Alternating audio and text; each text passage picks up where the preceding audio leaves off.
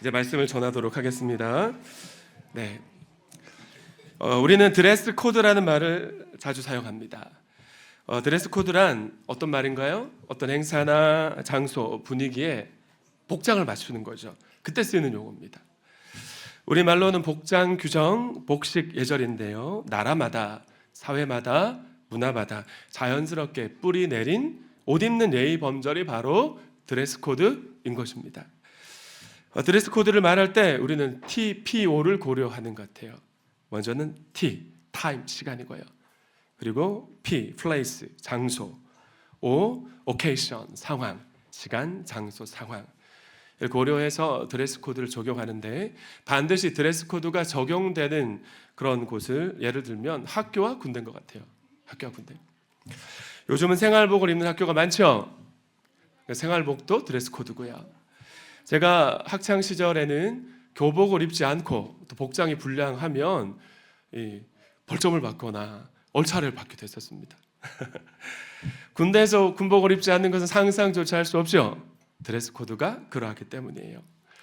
오늘부터 다른 교회로 사역 나간 오주원 형제, 이제 오주원 전도사님 되었는데 이 형제도 평소에는 편하게 면티에 반바지에 슬리퍼 차림을 다녔습니다.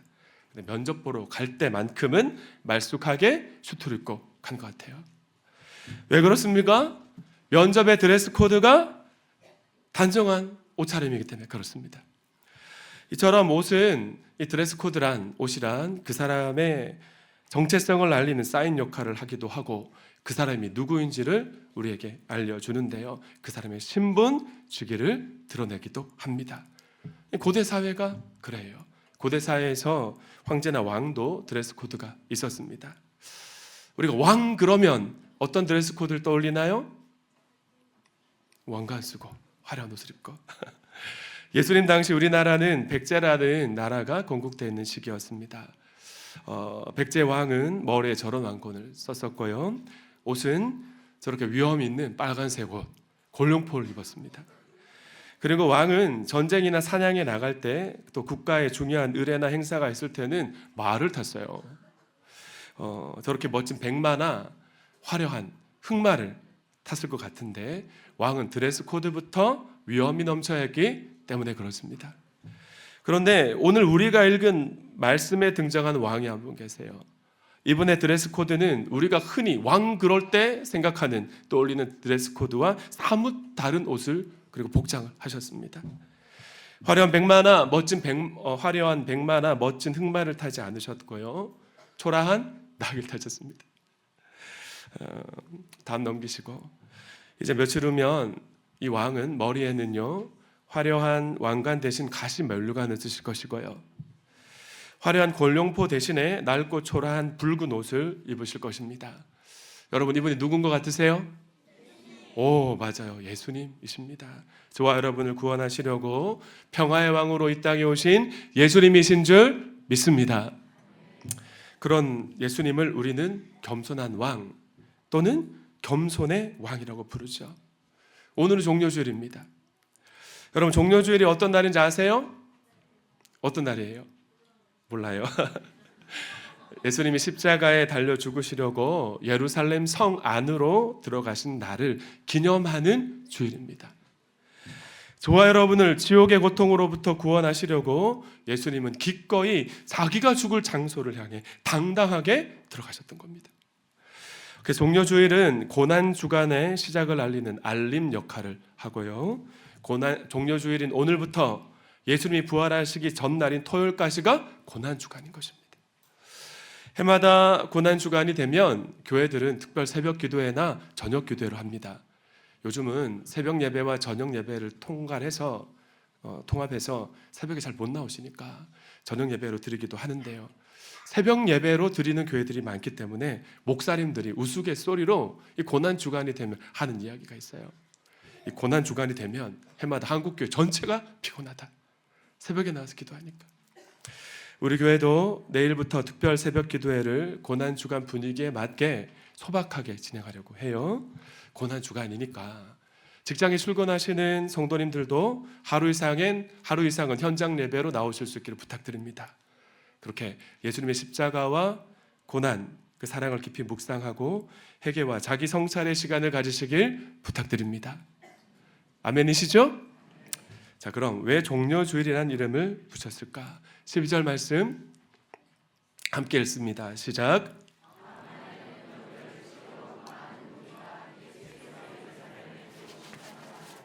네, 자, 여기서 명절이란 어떤 날일까요? 유대인의 가장 큰 명절 가운데 하나인 유월절입니다. 유월절. 어떤 명절이라고요? 맞아요, 유월절. 평소 예루살렘이라는 도시의 인구는 약 5만에서 10만 명 정도였는데요. 유월절과 같이 유대인의 3대 명절이 되면 전 세계에 사는 재외 교포들이 예루살렘 모여드는 겁니다. 이 디아스포라 유대인이라고 하는데 이 사람들이 모여들어서 인구가 20만에서 30만 가까이 되었고요. 1세기 유대 역사학자인 요세푸스의 기록에 의하면 어떨 때는 100만 명 가까이 모일 때도 있었다고 해요. 근데 이렇게 많은 사람들이 예수님에 관한 소문을 들은 겁니다. 보리떡 5개와 물고기 2마리 가지고 남자만 5,000명 먹이셨다. 이 소식을 들었으니까 깜짝 놀랐는데 이 예수님이 예루살렘으로 돌아오신다는 거죠. 자, 그래서 13절 말씀 함께 읽어주실까요? 시작.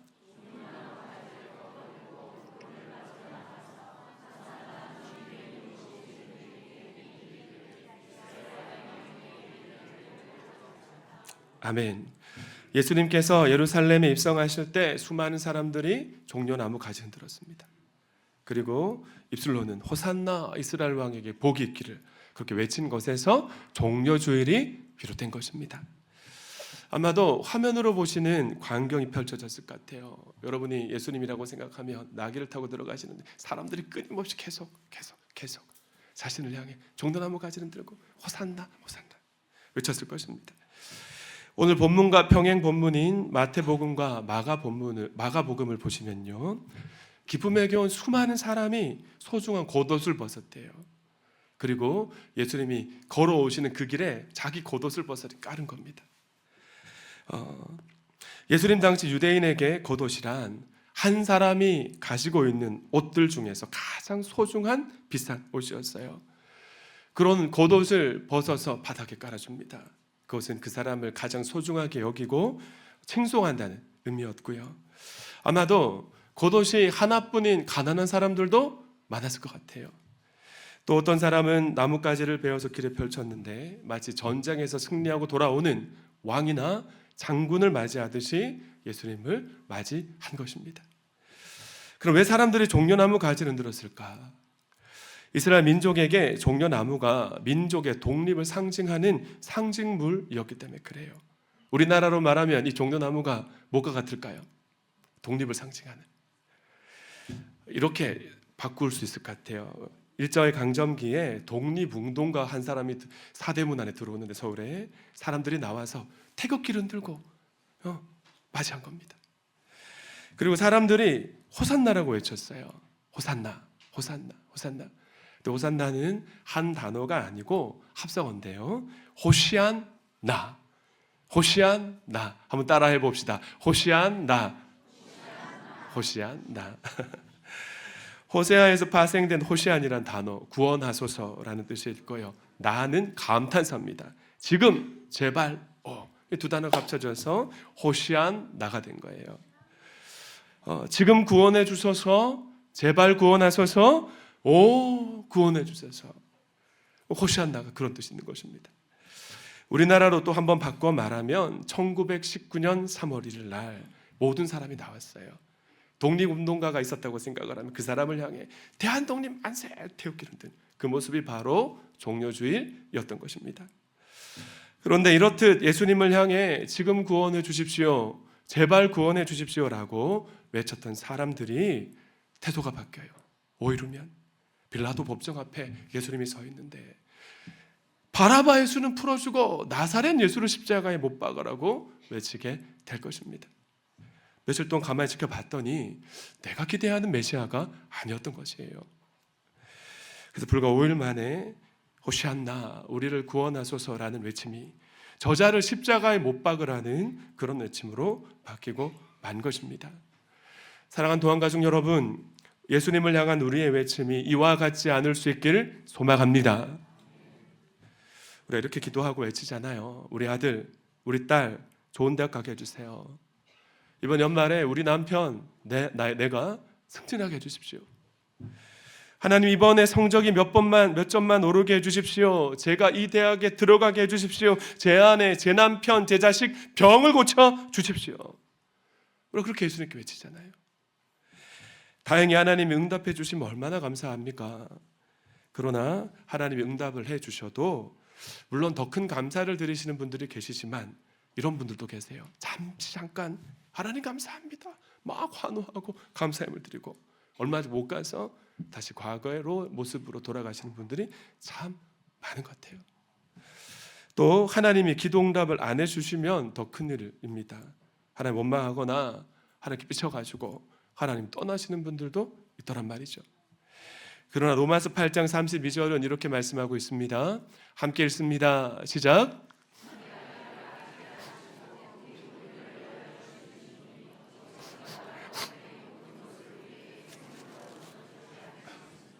할렐루야. 성도님들, 성부 하나님은 우리에게 하나뿐인 아들을 주셨습니다.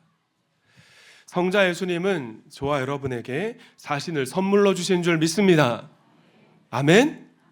예수님과 함께 모든 것을 받았어요.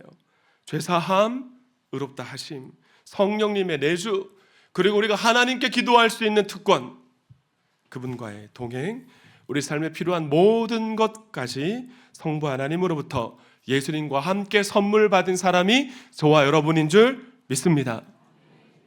얼마나 큰 의미가 있는지 몰라요. 아버지를 잃어버리고 고아처럼 살아가던 자녀가 아버지를 되찾으면 어떤 일이 벌어지나요? 나는 먹을 것도 없고 입을 것도 부족하고 늘 부족한 삶을 살았는데 아버지를 되찾았어. 그러면 아버지가 가진 모든 것을 공급받을 수 있는 놀라운 일이 삶 가운데 펼쳐집니다. 우리가 예수님을 선물로 받았다는 것이 바로 이런 의미인 것입니다. 쉽게 말씀드려서 예수님이 성부 하나님과 우리를 화해시켜 주셨습니다. 그래서 하나님을 아빠 아버지라고 부를 수 있는 자녀가 된 것이에요. 예수님과 함께 모든 것을 다 받아서 예수님이 소유한 모든 것이 나의 것 되어지는 하나님 나라를 기업받는 놀라운 축복의 주인공이 저와 여러분이 된 것입니다. 조금 쑥스럽지만 옆에 계신 분에게 인사하실까요? 이래봬도 제가 이런 사람입니다. 시작.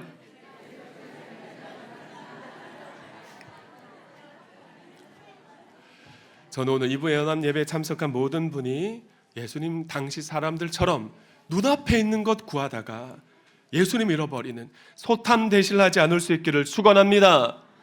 축원합니다. 우리 달란트 줘야 되겠다, 목사님이.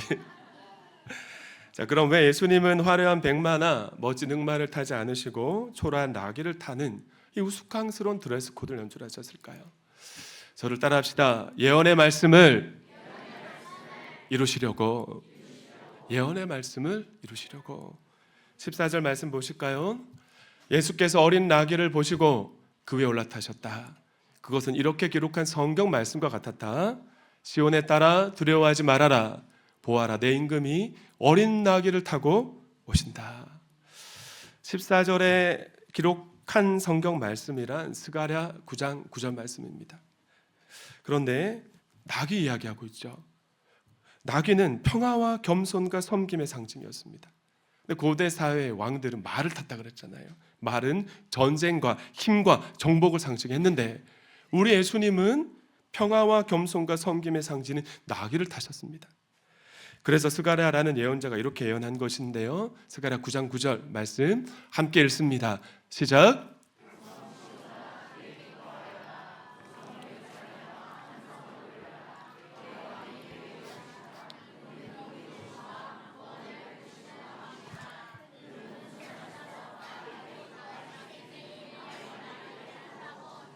아멘. 이 예언의 말씀을 이루시려고 예수님께서 나귀를 타셨던 것입니다. 그보다 앞서 2000년 전 우리 예수님은 평화의 왕으로, 겸손의 왕으로, 섬김의 왕으로 이 땅에 오신 것입니다. 고난주간 특별 새벽 기도의 말씀으로 살펴보겠지만은요, 예수님은 마지막 순간까지, 십자가에서 숨을 거두는 순간까지 그분의 말, 행동 하나하나가 예언의 말씀을 이루기 위함이었습니다. 그런데 사실 예수님이 처음부터 나귀를 타신 건 아닌 것 같아요. 예루살렘이 약 2km부터 남은 지점부터 나귀를 타셨는데 그 전까지는 걸어가셨습니다. 마가복음의 저자인 마가 요한은 예수님을 향해 걸어가시는 예수님의 뒷모습을 아주 인상적으로 기록하고 있는데요. 마가복음 10장 32절 말씀입니다. 그들은 예루살렘으로 올라가고 있었다. 예수께서 앞장서서 가시는데 제자들이 어떻게 했다고요? 놀랐으며 뒤따라가는 사람들 어떻게 했다? 두려워하였더라. 자, 그러면 여러분은 누군가의 뒤를 따라가는데 그 사람의 뒷모습을 보면서 놀라거나 두려워하신 경험이 있으십니까? 한번 떠올려보세요. 저는 있습니다. 수차례 말씀드렸지만 제 영적 아버지는 한성교회 담임하시는 도는 목사님입니다. 가정교회에서는 최영기 목사님의 사역과 삶을 존경하고 최 목사님 제 스승이시지만 제 평생 사역의 모토와 저를 다시 방탕한 생활 살아가던 저를 말씀으로 세우신 분이 바로 도 목사님이세요. 도 목사님이 섬기는 교회는 전통교회입니다. 그래서 금요일이면 집회가 있습니다. 금요 성령 집회라는 이름으로 모이는데요. 이 교회가 이 집회를 가장 중요하게 생각해서 교회 모든 재정과 역량을 쏟아붓습니다. 그래서 금요 성령 집회가 있는 날이면 성도님들도 교육자도 이런 말을 합니다. 2-3시간 전부터 저 눈이 감도는 것 같다. 왜 그럴까요? 성도님들이 사모하는 마음으로 참석을 하고요. 아르바이트 알바 다 조정하고 거기 집중해서 들어오고 사모하는 마음으로 찬양하는 순간부터 집중해서 흰머리가 희끗희끗한 장로님들부터 우리 차세대 아이들에게까지 그렇게 모이니까 하나님은 사모하는 마음으로 모인 예배자들의 예배에 기도응답의 선물을 참 많이 주셨습니다. 집회가 시작되면 일부 순서로 찬양팀이 35분에서 40분 가량을 뜨겁게 아주 열정적으로 찬양을 하고요.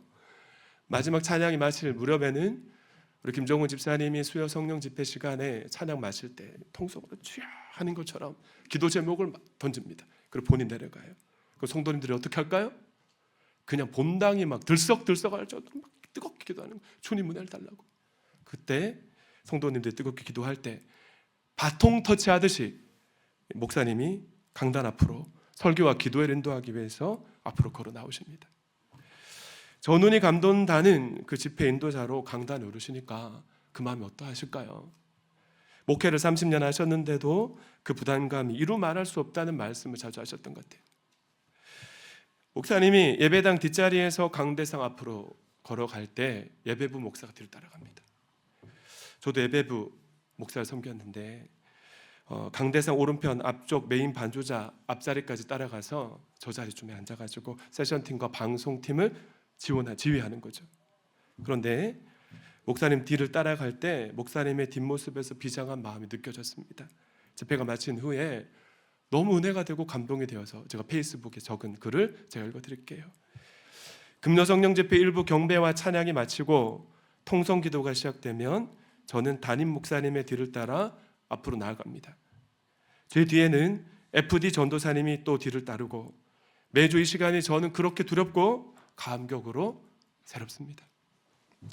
담임 목사가 되고 나서야 제가 강단에 오를 때마다 스승의 그 비장한 마음을 느끼곤 하는데요.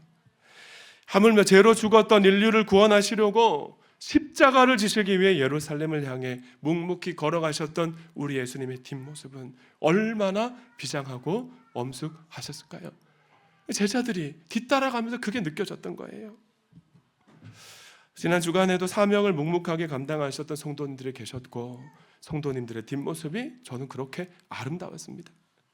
새벽마다 기도하시는 장로님, 집사님, 권사님, 제가 설교하고 차량 운행하려고 나갈 때 뒷모습을 보고 나갑니다. 빛이 납니다. 빛이.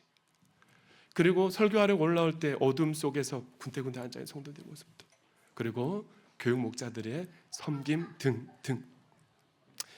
어제도 이런 모습이 있었는데요. 낮에는 3040 모임을 준비하는 스태프들이 뒷모습이 빛당 카페 창문 너머로 보였습니다. 햇살이 막 비치는 것 같아요. 참 아름다웠고요. 모임이 끝난 후에 비가 왔잖아요. 저녁에 바람이 막 몰아치고 비가 내리는데 남아서 뒷정리하는 사람들의 모습이 정말 아름답게 빛났습니다. 목요일에는 박영민 목사님과 이학영 집사님이 이런저런 섬김하신 것 같아요. 그 마치고 대화하시면서 걸어가시는 모습이 너무나 교회에서 제가 어제 밤늦게까지 아내와 함께 목장 조정하느라고 애를 썼거든요. 목장 조정하던 저에게 큰 힘이 되어 주었던 것 같아요. 여러분, 우리는 어떤가요? 대부분 앞모습은 그렇게 치장을 하지만 뒷모습의 아름답기란 여간 어려운 일이 아닌 것 같아요. 저와 여러분의 뒷모습이 예수 닮기를 소망합니다. 뒷모습이 예수님 닮았다는 것은 여러분, 아무도 보는 이 없는 자리에서 당신의 모습이 예수님 닮았다는 것입니다. 아무도 보는 이 없을 때 여러분 어떤 사람이십니까? 가정에서는 아버지, 어머니의 뒷모습이, 목장에서는 목자, 목녀의 뒷모습이, 연합교회에서는 담임 목사와 장로님의 뒷모습이 예수 닮았으면 좋겠습니다. 말씀을 맺습니다. 오늘 설교를 준비하면서 오늘 본문을 한 번 더 묵상하는데 참 도전과 감동이 되었던 것은요, 그렇게 장엄하게 위험 있게 걸어가시던 우리 예수님, 뒤따라가던 제자들이 그 모습이 너무나 두렵고 경이로운 그 모습이었는데 하나님의 예언의 말씀을 이루시려고, 여러분 한번 상상해 보세요. 그 우스꽝스러운 어린 낙이 타는 일을 개의치 않았다는 것입니다. 오늘 저와 여러분의 드레스 코드가 예수님 같기를, 예수 닮기를 소망합니다. 오늘 여러분은 그렇다면 어떤 예수 만나려고 이 자리에 나오셨습니까? 예수님 만나려는 기대감을 가지고 나오셨나요? 또 여러분이 원하고 바라고 기도하는 예수님, 어떤 예수님을 향하여 호산나 외치고 계십니까? 예수님 당시 사람들은 자기가 원하는 메시아상을 정해놓고, 우리 나 예수님은 이런 분이야 딱 정해놓고, 로마로부터 우리 민족을 구원해 줄 거야 그 메시아상을 정해놓고, 자기가 원하는 기도 제목 들어줄 것을 원하는 마음으로 종려나무 가지를 들고 호산나 외쳤는데, 예수 닮은 동암의 종려 주일은 달랐으면 좋겠습니다. 이 시간 저와 여러분을 구원하시기 위해 자기가 죽을 자리로 기꺼이 당당하게 묵묵하게 걸어가셨던 예수님을 믿음의 눈으로 바라볼 수 있기를 소망합니다. 그러나 우리 예수님 예언의 말씀을 이루시려고 기꺼이 어린 나귀를 타셨잖아요. 성경이 말씀하는 그 예수님, 인류를 구원하시려고 대가 지불하시면서 이 땅에 오신 예수님을 바라보면서 마음의 종려나무 가지를 흔들고 그분을 왕으로 모셔드립시다. 그러면서 입술로는 호시안나, 주님 이 나라와 이 민족을 구원하여 주옵소서. 제가 죄인 줄도 모르고 사망을 향해 정신없이 달려가는 내 남편, 내 아내, 내 자녀를 구원하여 달라고, 그리고 호시안나 외치는 저와 여러분의 종려주일 될 수 있기를 예수님의 이름으로 축원합니다. 축원합니다. 하나님 영광의 박수 올려드립니다.